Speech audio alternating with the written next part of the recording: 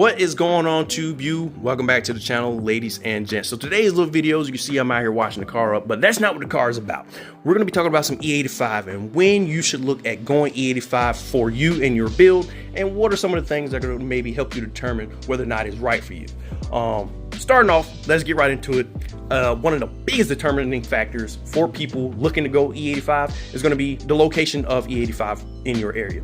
For me, it's not that far of a drive. It's right down the street, maybe 25 to 30 minutes, depending on which way I go. Obviously, you know, that's a little more than some people will want to drive, but some people aren't even that lucky. Some people have to drive, 45 minutes to an hour just to get to their nearest E85 pump.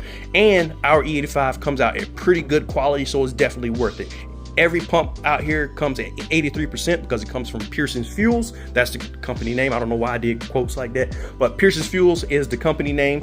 There's another one out here. I can't remember it. I've only seen their pumps like one time, and I don't even remember where I saw it at. But there's the Pearson's Fuels. They always come out to 83%. That's the highest legal limit that they can produce their E85 at. So 83% is damn good.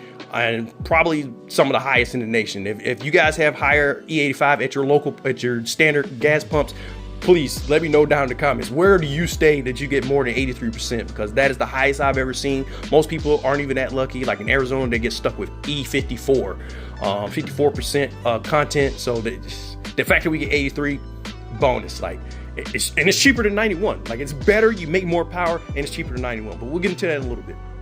Like I said, the location is going to be one of the biggest factors. So there's an app out there, Pearson's Fuels app, that lets you see all of their gas stations. But if you don't want the app, there's also a website that lets you see all of the E85 stations across the nation. So say you're doing a cross-country trip and you don't have a flex tune or something like that, and you only want to run E85, that you can pull up your you can pull up this map, pull up this website, and you can go up in there and there you can see all the E85 stations across the nation, all their prices, locations, phone numbers, contact information, address, everything like that.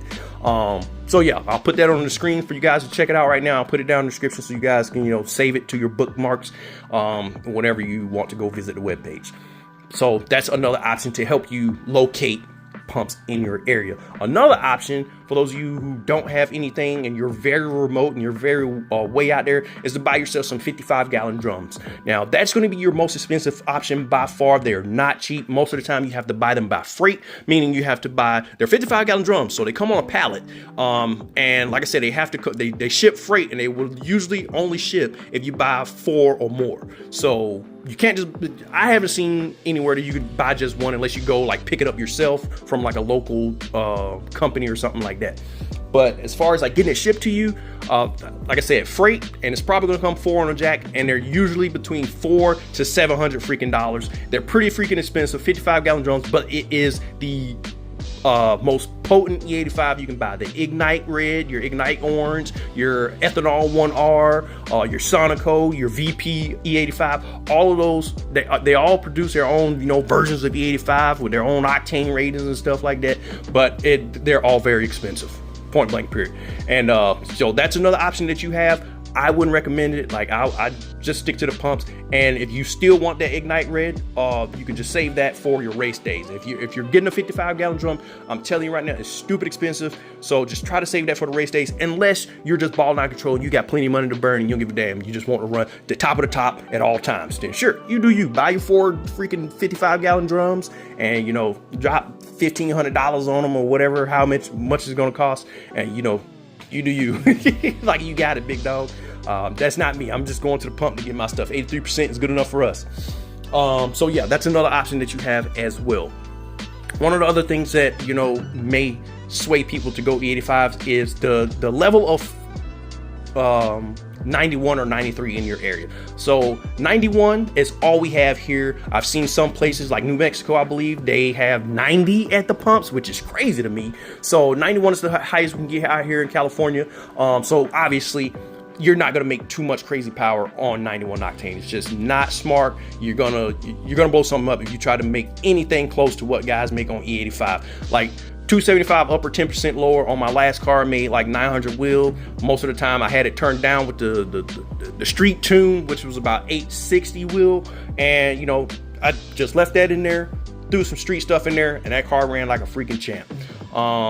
91 octane, not possible. I had a 91 tune, but it's drive only, meaning I could never go wide open throttle. So 91 guys, if you're looking to make big power, I'm telling you right now, man, just don't even freaking try it. If you have E85 remotely close to your area, just go E85, or just be content with the fact that you won't be able to make as much power as E85. 93 guys, you have a little more leeway. You can make just a little more power. You run slightly more aggressive pulley combos. I've seen 850 plus, 900 plus, or close to 900 wheel. I think I've seen 900. Yeah, I'm pretty sure there's some 93 guys out there with 900 wheel horsepower. But yeah, so it's definitely possible you can make very close to E85 numbers on 93 octane. However, if you go E85, you're going to make more power. So if you have it available and it's out there, just go E85, man. Why even bother going 93 route? Now, if you're content and you just know for a fact you're never going to go 85 and you're only going to run 93 in that car, cool. But if you're one of those guys who likes to change their mind later on, don't even bother with going 93 just to swap to E85 later. There's also another option which we will get into at the end of the video, which is going to benefit both 91 and 93 guys. So just stay tuned for that one. But and we already spoke about it.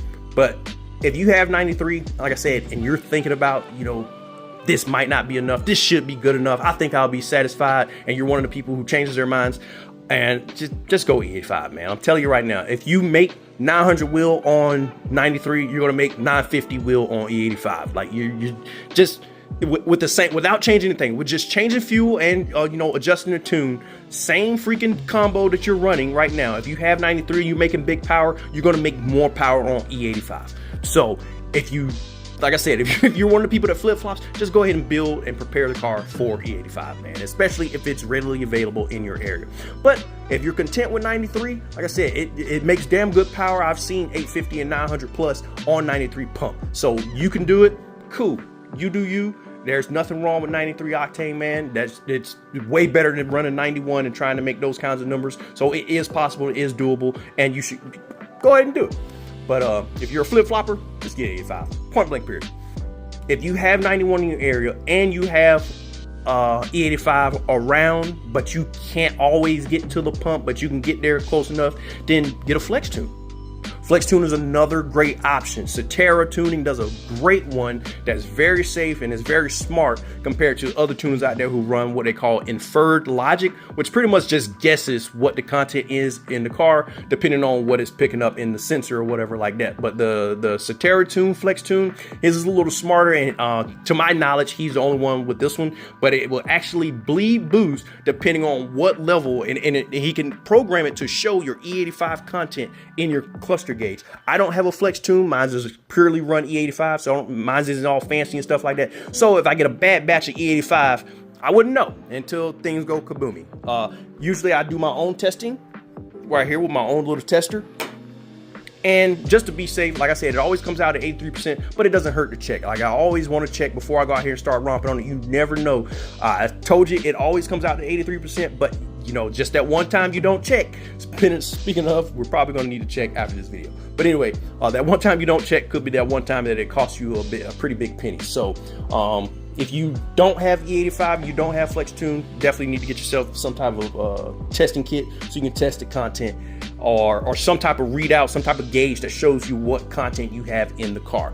But like I said, mine just runs straight E85, so I don't have that fancy flex stuff like that. But the Cetera one, it will automatically adjust tuning, timing, and all that jazz based on your ethanol content from the flex sensor. Like, it's super smart. You know, he has tons of videos on his page. You guys go check him out on YouTube and on his Instagram page, where he shows you exactly how it does. Like, he literally starts off with a full tank of, I believe, 91 or 93, but it was just regular pump gas. And then they start slowly adding in E85, and you can see the content gauge slowly going up. The number slowly rises up, and then they do pulls, and they do another pull, and they do another pull, and each pull with the content going up, the car makes more power. So it's pretty, it's pretty badass. I'm not gonna freaking lie. So the other flex tunes, they work in a similar way, but they aren't built as safe, if that makes sense. So with his, if the flex sensor fails for any reason, the car completely cuts boost, and it completely kills boost, and it pretty much reverts it back to stock power levels. So it won't run anything crazy. It'll just bleed the hell out of the boost until you can get the car looked at and stuff like that. So you just be running around back at stock power because your flex sensor has failed, or some other catastrophe has happened and something's going on with the tune. It'll just keep the car safe, it'll bleed the boost, and you won't be out here beating on a hurt car and stuff like that. So it's a pretty smart system. I would like to get flex tune at some point down the road, but I don't really care for it right now. Like I said, 83% is pretty damn stout, and we get that all year round. So another reason you might want the flex tune is if you're in those areas where they have blends, like a winter blend and a summer blend, and they're always swapping, ethanol content. So out here in California, we don't have a winter blend. It's 83% year round. Other states, I see people and I read people talking about winter blends all the time, where in the spring and summertime, you go to the E85 pump, you're testing E70, E80, E85, your content levels are way higher.